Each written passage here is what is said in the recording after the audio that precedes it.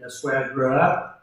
My childhood was quite a bit difficult, but my parents divorced when I was 6, and my mom, she took care of 6 children by herself, and she did her best, and I will say she succeeded pretty good. My father was a very violent man, and so it was hard for me to find my own identity with all that. I tried to look for a father figure or someone to kind to hook on.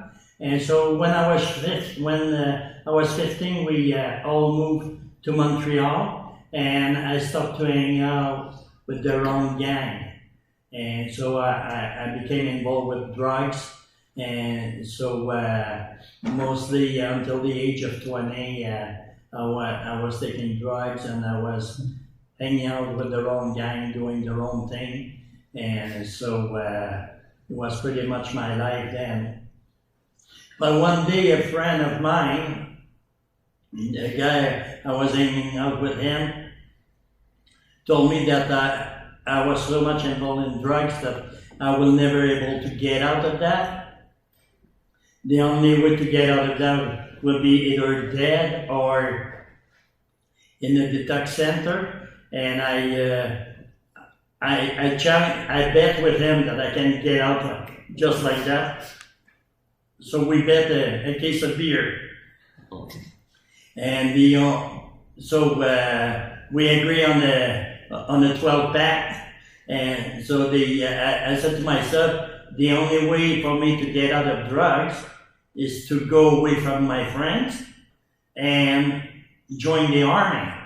So that's what I did. I went to join the army. I did a 3 years contract, and when I finished my 3 years, I went back to Montreal and went to see him, and I asked for my beer.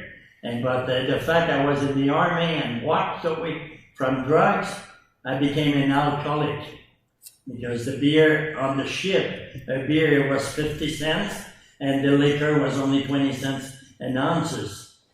So it was easy for $5 to get drunk. So and I did that for 3 years in a row, and so I became an alcoholic. But I couldn't see that was a problem. I just enjoyed drinking. So, but that did affect my life as I was going on, because I realized that I couldn't live without one. And so I did all kind of odd job, but I studied in cooking, so I was able to work in different hotel across the Maritime and in Quebec, like the Queen Elizabeth, and so a few places like that. But I was still drinking, doing that. And in 1997, I lost everything, and I ended up to go back to mom's home, and so I was like that for a year. And in 98, in January 98, a friend of mine was opening a French bakery in Lunenburg, Nova Scotia.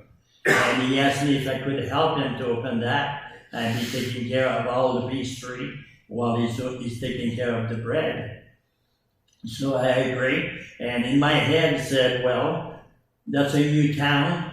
For me, I will go there. Nobody know me. It's a perfect time for me to change my life. Stop drinking and stop doing all kind of stupidity and start brand new. And so I arrived there in January 2nd at night, and at 3 o'clock in the morning I was drunk and I was fighting with a guy on the street. And so right there, I broke my New Year's resolution. So it didn't last long. So I kind of hate myself about that, but there was nothing I could do. That was the way I was, and couldn't still try to find my own identity in the midst of that. My landlord the landlord of the building where the bakery was, every Sunday he will walk into the bakery and said to me, Robin, you need to go to church. God want to talk to you. So you need to go to church. And so I was getting pretty tired of hearing him. So I said, Ray, I said, do I pay my rent every month? He said, yes. So are you here to buy bread? No, but get out of here. And so he was going on like that Sunday after Sunday. And one Sunday in March, I had to deliver my bread in Halifax, and my truck broke down. So I asked Ray if he could give me a ride. So we packed the truck and we went to Halifax. I delivered my bread, and on the way back, he stopped at the church. I said, "What are you doing?" He said, "Well, this is Sunday, and on Sunday I go to church." I said, "Okay, you go," and I sit in the car. I can wait 30 minutes, 40 minutes. He said, "Oh, Robin," he said, "you're going to freeze. Here, the service is not 40 minutes, it's 3 hours. I said, "What kind of crazy people go to church for 3 hours? He said, "Well, me and there's a bunch of people. There's one of the biggest church in the Maritime, and it's not like the Catholic Church. Robin, you will enjoy that." I said, "Okay, I'm going to go, but don't bother me." Huh? I said, "I'm not in the mood."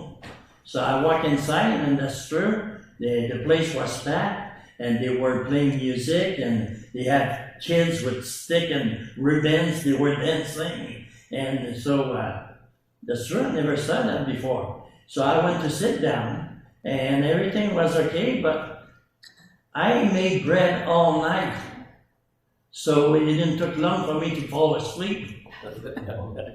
So I was in my Robin Wonder world when a guy tapped on my shoulder. So I wake up and said, "What do you want?" He said, "My friend, the pastor is inviting you to accept Jesus." I said, "What?" He said, "My friend." I said, "Listen, Pop, you want a friend? Go buy yourself a dog." And then I got up and I was so mad. I just walked out of the place. According to Ray, they stopped the music, they stopped everything, just watching a fool walking out of the building. And I was in the car and I was beating up the dash and his seat. I said, "You do that again to me and I kill you." And so I was so mad all the way for 1.5 hour drive, just cursing and walking out, going home. And Ray was very quiet. So quiet that he didn't bother me for months. I had to run after him to pay my rent. And a couple of months later, end of June, beginning of July, he showed up one Sunday morning in the bakery and said, "I don't care what you're going to do to me. God wants to talk to you and you need to go to church." I said, "Okay, let's make a deal here, Ray. You know how much I love women. The day the most beautiful woman will walk through that door, I will go to church. But that won't happen because the women here in Nova Scotia are all ugly." He said, "Well, of course, if you don't like the ears, the nose, or even the big toe, you will say she's ugly. So you give me a break." I said, "You're right." I said, "Well, I've been here for 6 months. I didn't see any black people. First black person comes to the door, I go to church. I'm not even finished pointing the door. And the most fragrant, beautiful black lady walked in. With a smile, "Hello!" I said, "Who are you?" "My name is Pat." "Pat? Where are you from, Pat?" "I'm from New Jersey." "What are you doing here in Lunenburg?" "I came to sing at the church. Would you love to come?" Corner of my eyes, Ray, "Yes, yes, yes." So I said to myself, I might be a jerk, but I'm a man of my word. So I said, "I will go." somebody will bother me, and Ray gonna get beat up. So that was perfect deal for me. So I went, the place was packed, was about twice the size of here, and I was sitting in the back, and when she came on the stage with a long white robe, and she started to sing Amazing Grace. How sweet the sound that saved a wretch like me. I was once lost, but not now I'm fine. Was blind, but now I see. Goosebumps all over me. I was freezing, and everything became foggy. I'm not saying the cloud came down, but everything I just couldn't. I had a hard time to see. I started to freak out. I think it was a flashback from all the drugs I've been using in the past, and I got scared, and I walked out of the building and ready to walk home. Ray pulled over with his truck. I jumped in. He didn't say a word. I didn't say a word. He dropped me at the bakery. I walked in, and he left. And but all week, I was thinking about that. And the following Sunday, I'm in the bakery. I saw Ray walking with his Bible. I said, "Where are you going?" He said, "I'm going to the church." I said, "Wait for me." So I locked the door, jumped in the van, and I said to myself, I would love to hear that song again, to see what happened, you know. So Ray said, "We won't go to the same church as last week. There's a Baptist church here, so that's where we're going to go." So I said, "Okay." So walk in, I sit in the back, first song they sing, Amazing Grace. Again, I goosebumps all over, I was praising, couldn't see nobody else except the pastor speaking in the front. And when he shared the salvation, and I was there, he said, "If you want to accept Christ as your Lord and Savior, just raise your hand. You don't need to come right here from where you're at, Jesus. See you from there." And my hand just went up, and I could. You would have 10 guys try to bring my arm down. Nobody would have done it. And I felt so much peace in me. It's like, you know, when they win the Grey Cup and they pour the Gatorade water on top of your head. That's what I felt. So much peace. I never felt peace like that. So anyway, I go back to the bakery. The next day when I went into the bakery, I saw the fear in the eyes of my staff, because I was a mean person. I work well. I know the quality of my products, so I was mean towards my staff. They will do a recipe, and if they will drop flour beside the mixer, I will grab the recipe and I will say, "Where in the recipe said 1 cup beside the mixer?" And then I would insult them. I would tell them, "I pay for your rent, I feed your kids," and I would be mean to them. And when I walk in the bakery and I saw the fear in their eyes, I realized what I was doing, and so I just walked into the bathroom and I was crying there. And I didn't want to get out until there's a knock at the door and said, "Robin, Pastor Steve is ill. He's here. He want to talk to you." So I walked out. We went for coffee, and he said, "I just want to make sure that you understood what you did yesterday." So I told him, yes, that I was saved. Jesus Christ died for my sin, and I was free. And so he said, "Good. You're going to go tell everybody about it?" I said, "Are you out of your mind?" I said, "I'm safe. That's good enough." So he couldn't understand why I was saying that. And I told him, I said, "My older brother is a believer. But the way he was sharing the gospel, he said, 'You're going to hell. You're going to burn. You're the devil kids.' And I said, "I don't want to say that to people." So he said, "Oh." He said, "I see your brother told you about the wrath of God." He said, "Why don't you come this week? We have an evangelist that will come every night for this week. His name is Ed Silly. And Ed will talk to you about the love of Christ." So I agree. I went. Monday night I was sitting in the back. I was listening to him. I remember he shared every book of the Bible within 2 minutes. I remember that part. He just went, da, da, da, da. I had the full Bible in 2 minutes. The next day I was sitting closer, Wednesday closer. By Friday I was in the first row, just drooling, watching him and listening to him. Then on Friday he was talking the need of missionary.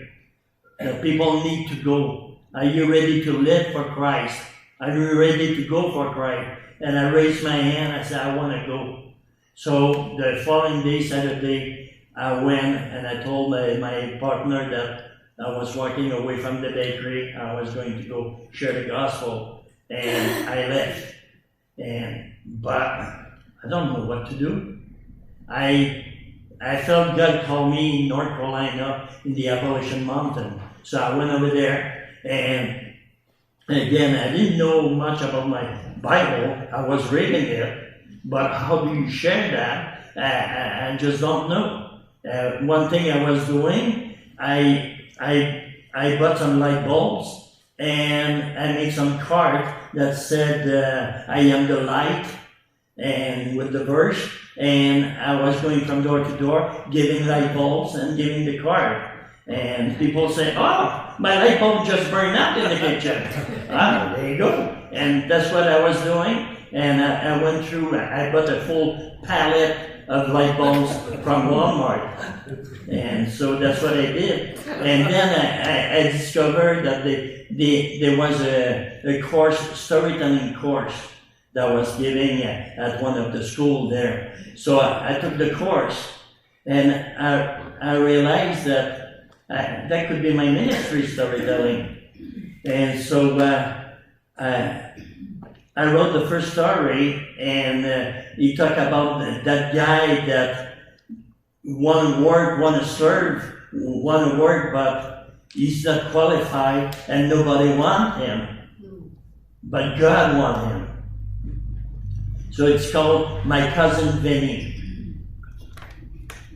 My cousin Vinny, he wants to work, but nobody wants to hire him because Vinny had a problem. He stuttered. And in those days, stuttering was a big handicap, and nobody wanted to hire him. So Vinny was a bit discouraged, but he went to see the priest and said, Father,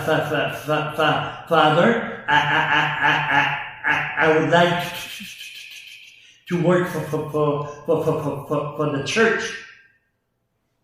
Well, what can you do, Vinny? I can do anything you want,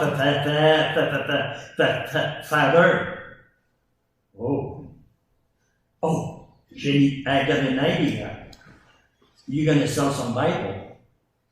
I'm going to give you 6 Bible. You take your time, and when you sold them in a year or 2, even the priest didn't want him around. When you sold them in a year or 2, you come see me and I give you more. So Vinny took the 6 Bible and went. The next day, Vinny was back to the church. Father, do you have more Bible? What happened with the one I said I gave you yesterday? I sold them. Father. Oh, that's good. I give you 12 more. Now you take your time, Vinny. In a year or 2, you come see me and give you more. The next day, Vinny was back to the church. He said, do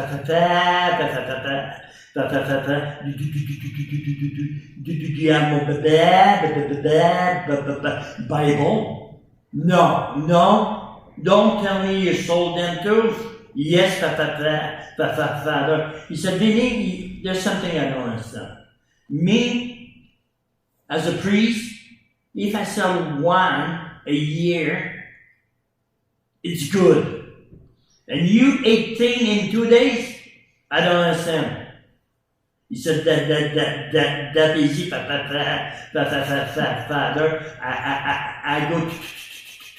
I go to the people, and I told them that I sold the Bible, and I asked them, do you want to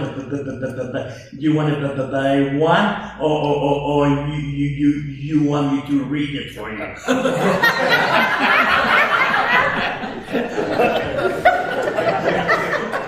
So you see that God can use anybody. Often God doesn't call the qualified, but He qualified the caller. Yep. So I decided to do storytelling, and I was able to travel across the state and across Canada, and really enjoy it. I've been blessed by people, and was able to bless some people too as a ministry. It was different from what people do usually, and I tried to do other things, and I wasn't able. So that's what I did.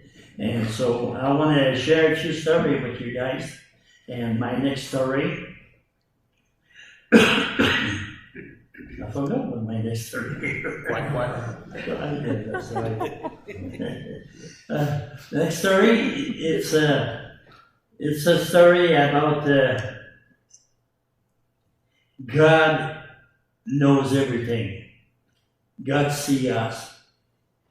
And so the story is about when I was young, my sister and I, we used to spend the summer at my grandparents' farm. Well, it was my grandfather's farm, but it was my grandmother's home. She was the boss in the house. So every summer we were going there, spending the summer there, and what was great at my grandparents' farm, we were free to do whatever we want.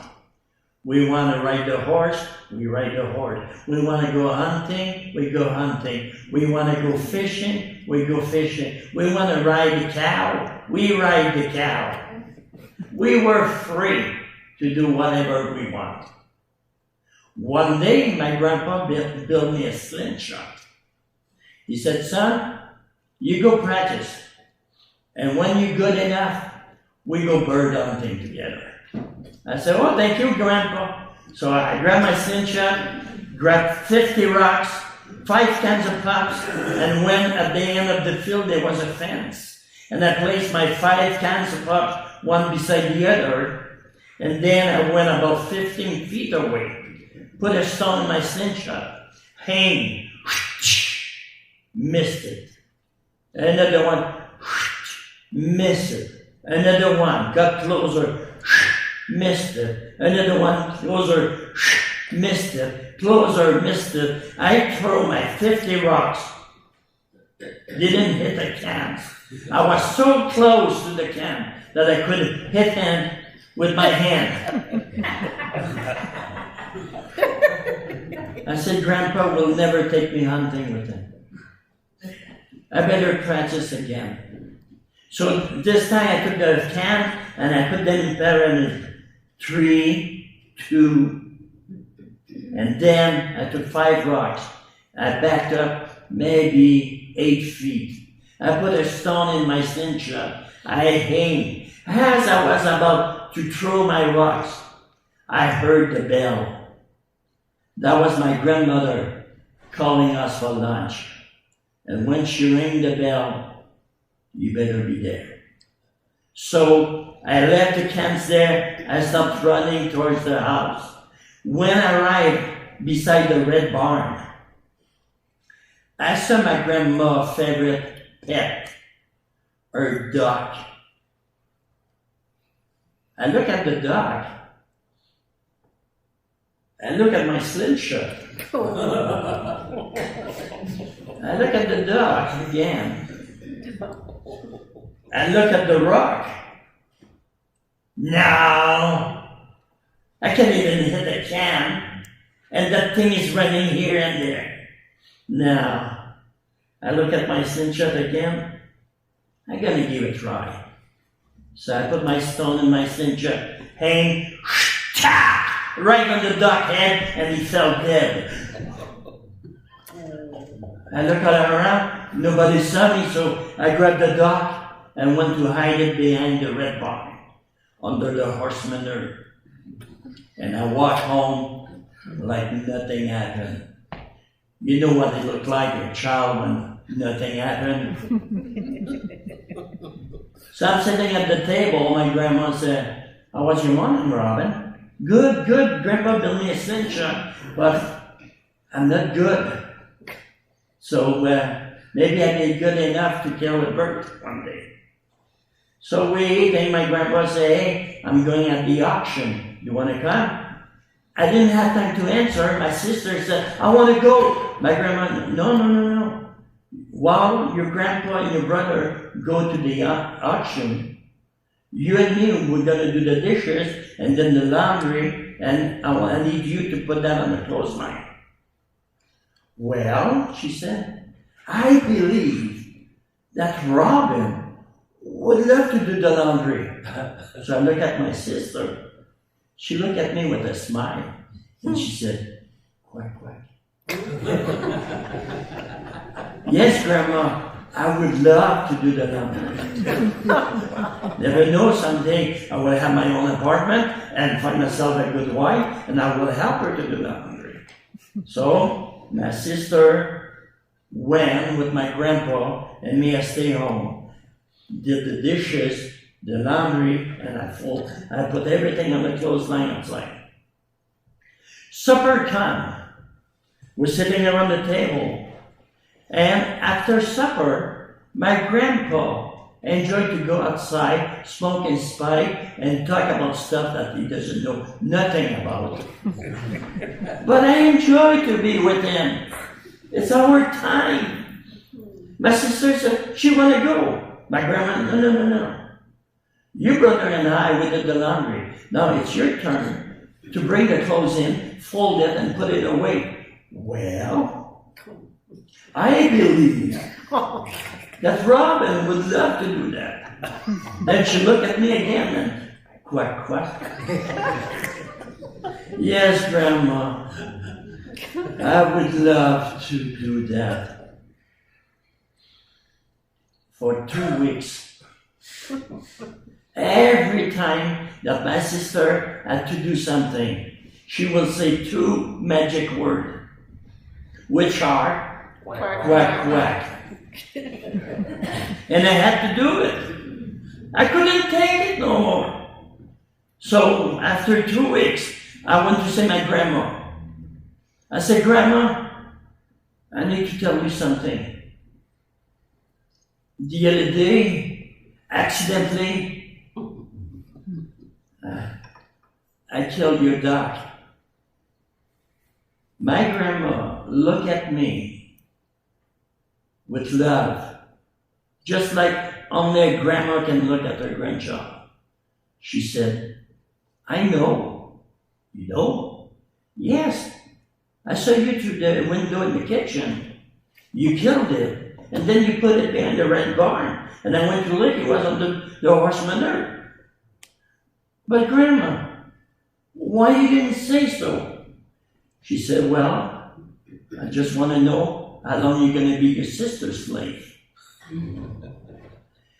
She said, "You know, God is watching you from the window of heaven. And sometimes you wonder how long you're going to be Satan's slave.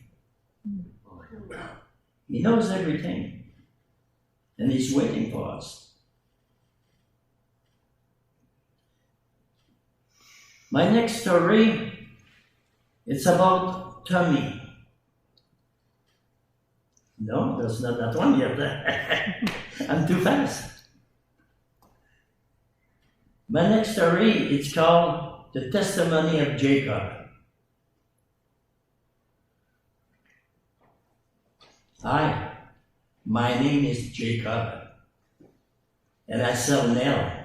Yeah, I sell big nails, small nails, nails for wood, nails for stone. I even sell little fancy gold nails.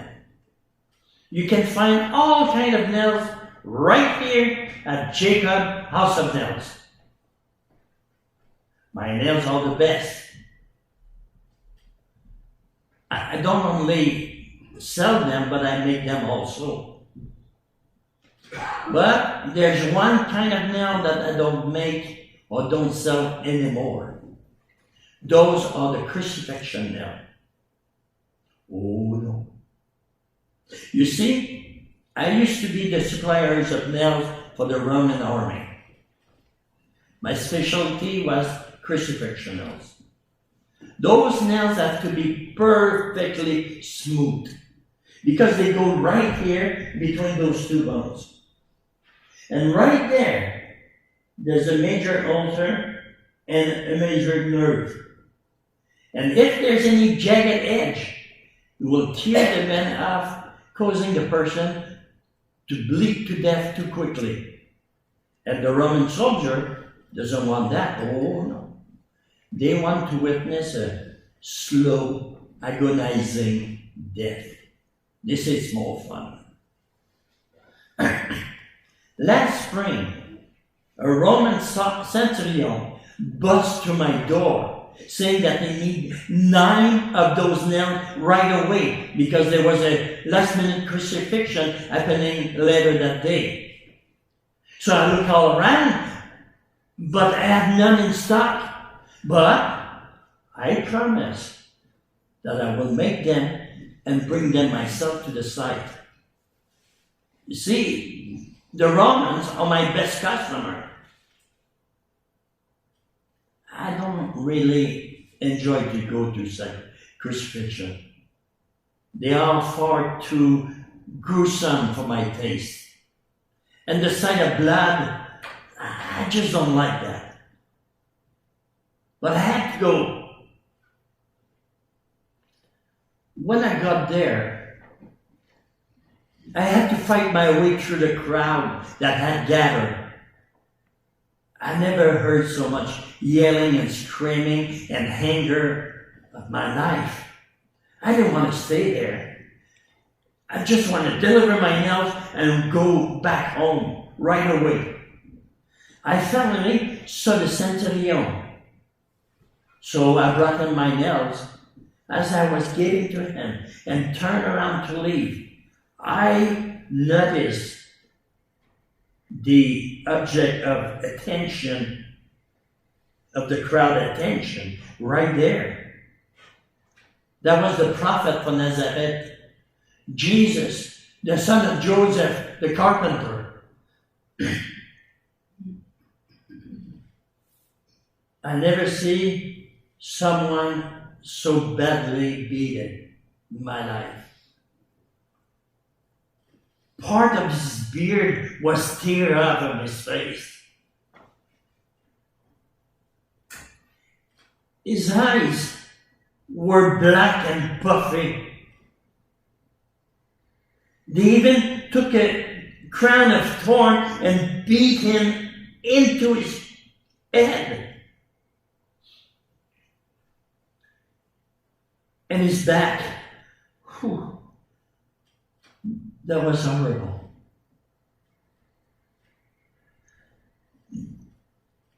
This guy has been wet.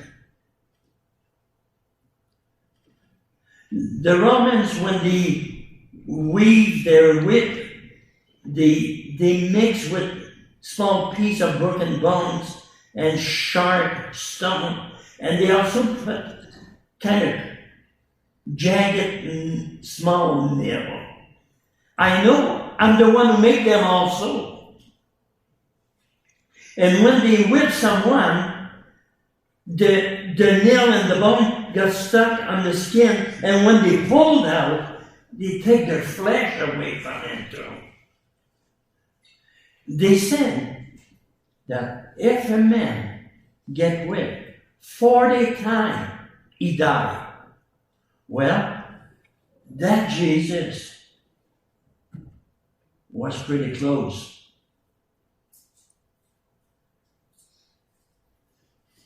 But my big surprise in that, even though everything that was happening to him, he didn't say a word. People were yelling and screaming at him. Silence. The two other criminals, they were cursing at him. Not a word. With all the pressure that was surrounding me, I felt that I had to say something. I said, "Hey, Jesus, how do you like my meal? Do they feel good?" Not a word. I said, "Hey, I'm talking to you." Start to kick him, to spit on him. Not a word. So I kept on my way to kick him, but the Roman soldier pushed me away, and then they left up the cross. And I stood there watching him. And then he looked into the sky and said, "Elohim,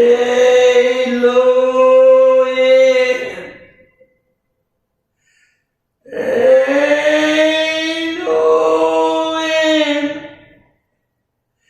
lama sabachthani," which means, "Father, Father, why have you forsaken me?"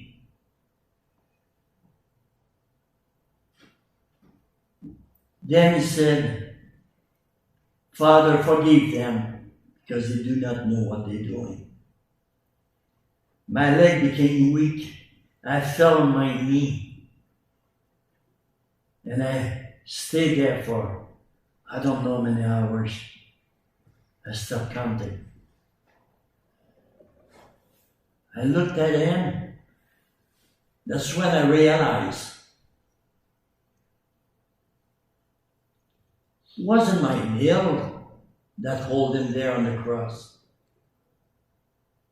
It was his love for me.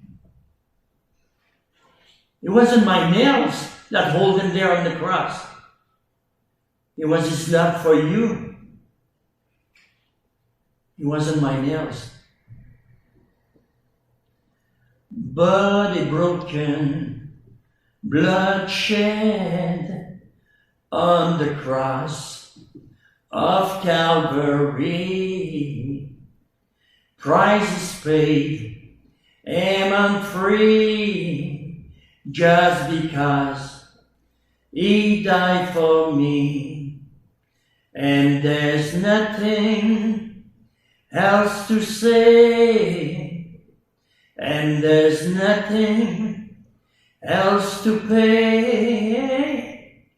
Body broken, blood shed on the cross of Calvary. Price is paid, and I'm free, just because he died for me.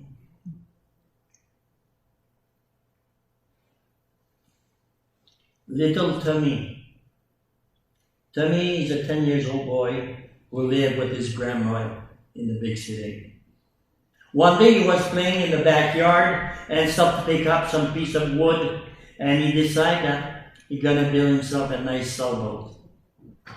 So he stopped to cut the piece and glue them together, and he made himself a nice sailboat. He put 2 masts and put some sail on that, and he painted white and wrote in the back, "Tommy." Oh, he was so proud of his nice sailboat. But he doesn't know that that thing can hold on water. So he decided to give it a try. He attached a little rope on it, and with a length about 20 feet, and decided to go downtown in the park where there was a lake. And when he got there, he put the boat on the water, and the wind just blew on the sail, and the sailboat was going. And Tommy was giving some rope all the way to the end. And bring it back, he brought it back and let go again. And he was having a great time. Then he heard a sound that he knew.